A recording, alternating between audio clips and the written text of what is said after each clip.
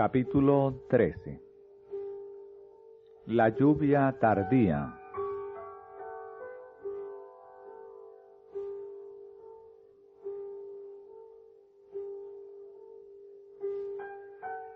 Y hará descender sobre vosotros lluvia temprana y tardía. En el oriente la lluvia temprana cae en el tiempo de la siembra. Es necesaria para que la semilla germine. Gracias a la influencia de estas lluvias fertilizantes, aparecen los tiernos brotes.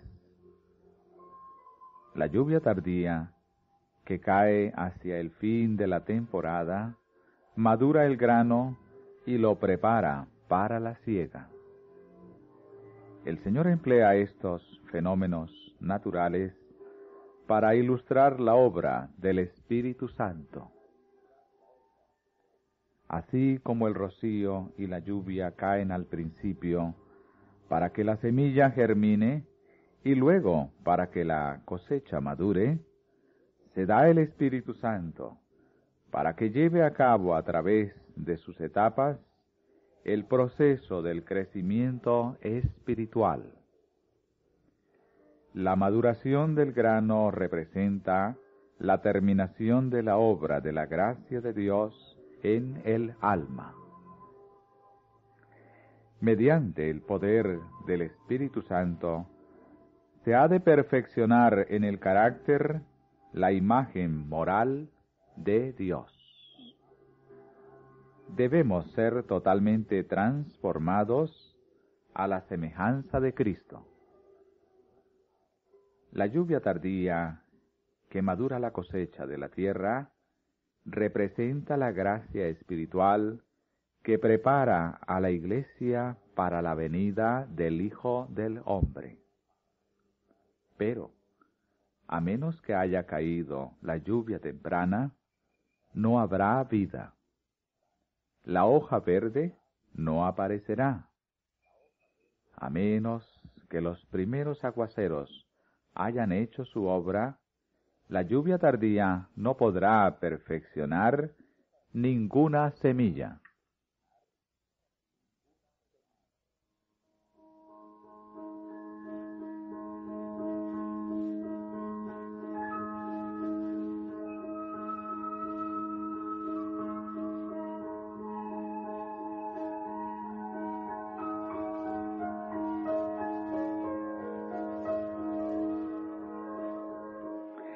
En obediencia a la orden de Cristo, los discípulos aguardaron en Jerusalén la promesa del Padre, el derramamiento del Espíritu. No aguardaron ociosos.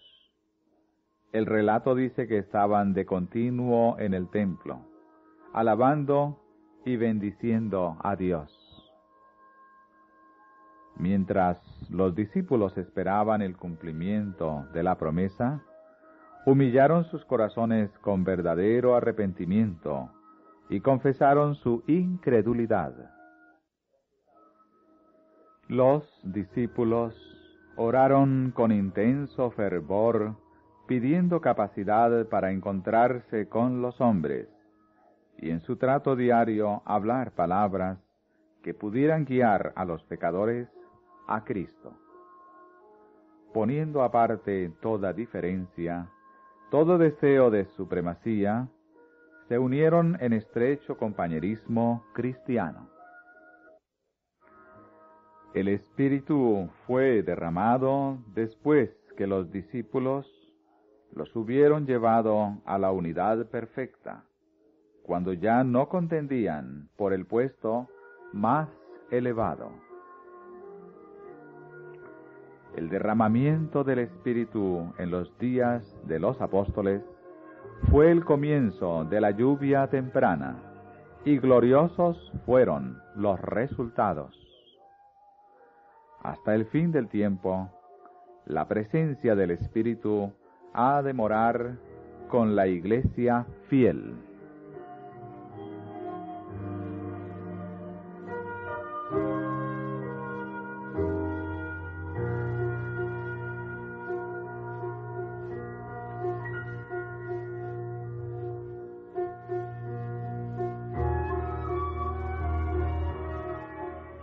Bajo la influencia del Espíritu, las palabras de arrepentimiento y confesión se mezclaban con cantos de alabanza por el perdón de los pecados.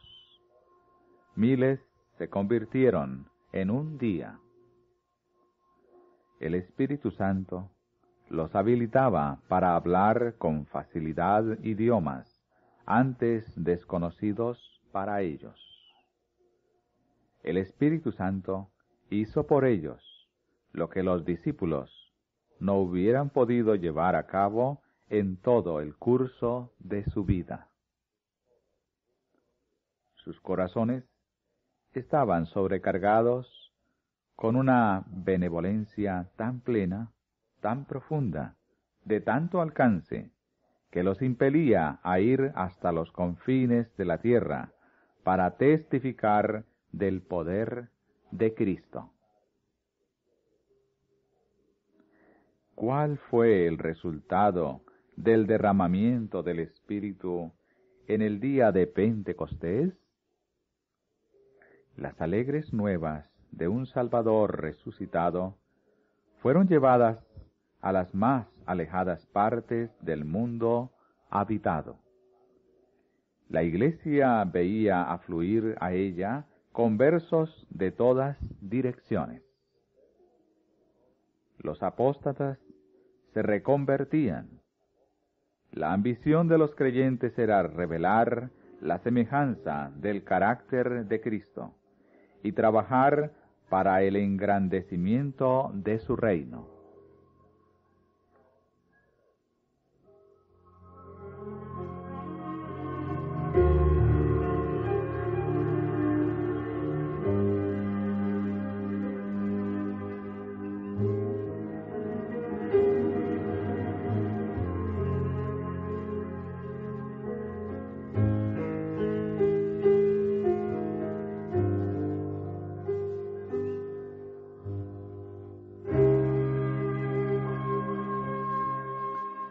El derramamiento del Espíritu en los días de los apóstoles fue la lluvia temprana, y glorioso fue el resultado, pero la lluvia tardía será más abundante. Cerca del fin de la siega de la tierra, se promete una concesión especial de gracia espiritual para preparar a la Iglesia para la venida del Hijo del Hombre. Este derramamiento del Espíritu se compara con la caída de la lluvia tardía. Antes que los juicios de Dios caigan finalmente sobre la tierra, habrá entre el pueblo del Señor un avivamiento de la piedad primitiva, cual no se ha visto nunca desde los tiempos apostólicos. El Espíritu y el poder de Dios serán derramados sobre sus hijos. Esta obra será semejante a la que se realizó en el día de Pentecostés. Como la lluvia temprana fue dada en tiempo de la efusión del Espíritu Santo al principio del ministerio evangélico, para hacer crecer la preciosa semilla, así la lluvia tardía será dada al final de dicho ministerio para hacer madurar la cosecha.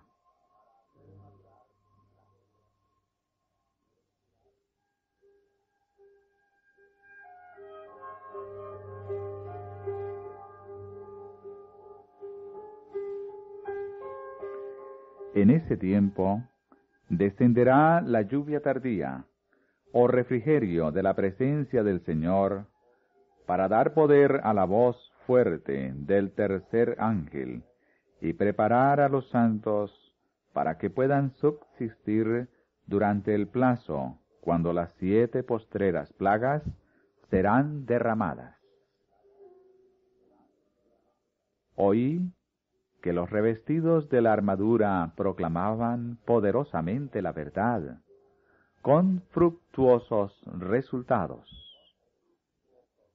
Pregunté por la causa de tan profundo cambio, y un ángel me respondió: es la lluvia tardía, el refrigerio de la presencia del Señor, el potente pregón del tercer ángel.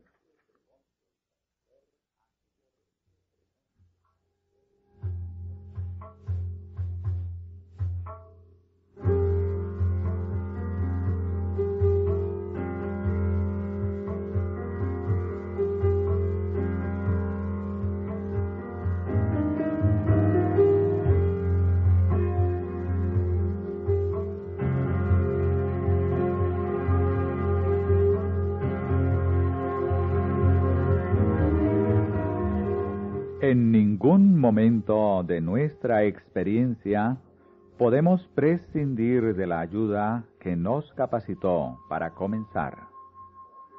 Las bendiciones recibidas en ocasión de la lluvia temprana nos son necesarias hasta el mismo fin. Al buscar a Dios para que nos conceda el Espíritu Santo, Él producirá en nosotros mansedumbre, humildad de mente y una consciente dependencia de Dios con respecto a la lluvia tardía que trae perfección. El Espíritu Santo busca morar en cada alma. Si se le da la bienvenida como a un huésped honrado, los que lo reciban serán hechos completos en Cristo. La buena obra que ha sido comenzada será terminada. Pensamientos santos, afectos celestiales y acciones semejantes a las de Cristo reemplazarán a los pensamientos impuros, los sentimientos perversos y los actos rebeldes. Podemos haber recibido cierta medida del Espíritu de Dios, pero mediante la oración y la fe debemos tratar de obtener una porción más abundante. No debemos cesar nunca en nuestros esfuerzos. Si no progresamos, si no asumimos la actitud necesaria para recibir tanto la lluvia temprana como la tardía, perderemos nuestras almas, y la responsabilidad será solamente nuestra. Las convocaciones de la Iglesia, tales como las asambleas generales, las reuniones de la Iglesia local y todas las oportunidades en que se trabaja personalmente por las almas, son las ocasiones señaladas por Dios para dar la lluvia temprana y la tardía. Cuando el camino esté preparado para el Espíritu de Dios, vendrá la bendición. Así como Satanás no puede cerrar las ventanas del cielo para que la lluvia venga sobre la tierra, así tampoco puede impedir que descienda un derramamiento de bendiciones sobre el pueblo de Dios.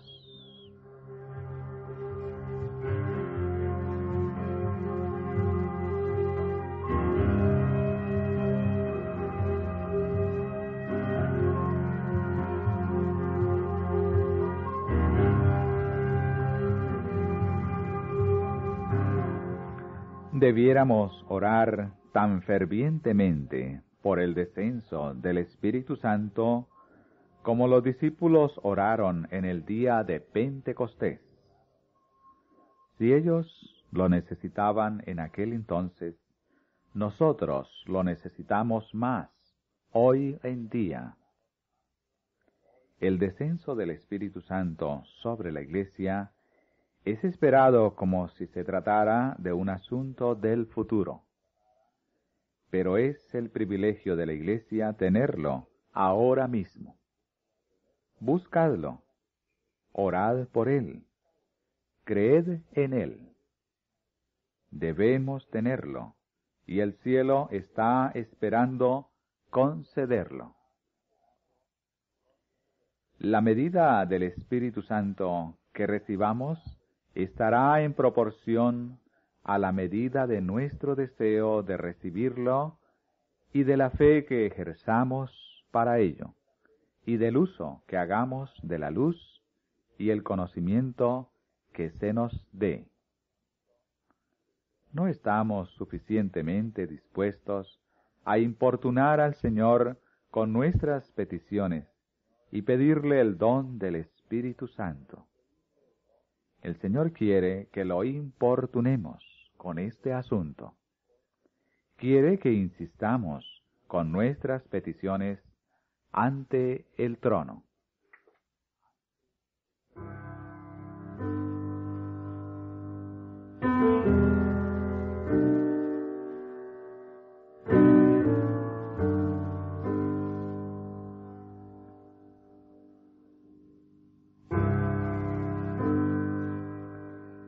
La mayor y más urgente de todas nuestras necesidades es la del un reavivamiento de la verdadera piedad en nuestro medio.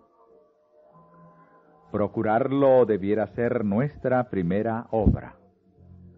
Debe haber esfuerzos fervientes para obtener las bendiciones del Señor, no porque Dios no esté dispuesto a conferirnos sus bendiciones, sino porque no estamos preparados para recibirlas.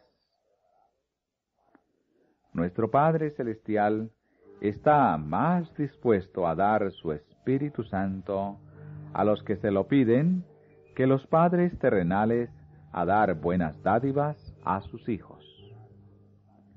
Sin embargo, mediante la confesión, la humillación, el arrepentimiento y la oración ferviente, nos corresponde cumplir con las condiciones en virtud de las cuales ha prometido Dios concedernos su bendición. Solo en respuesta a la oración debe esperarse un reavivamiento. Debe haber un reavivamiento cabal entre nosotros. Debe haber un ministerio convertido. Debe haber confesiones, arrepentimiento y conversiones. Muchos que están predicando la palabra necesitan la gracia transformadora de Cristo en sus corazones.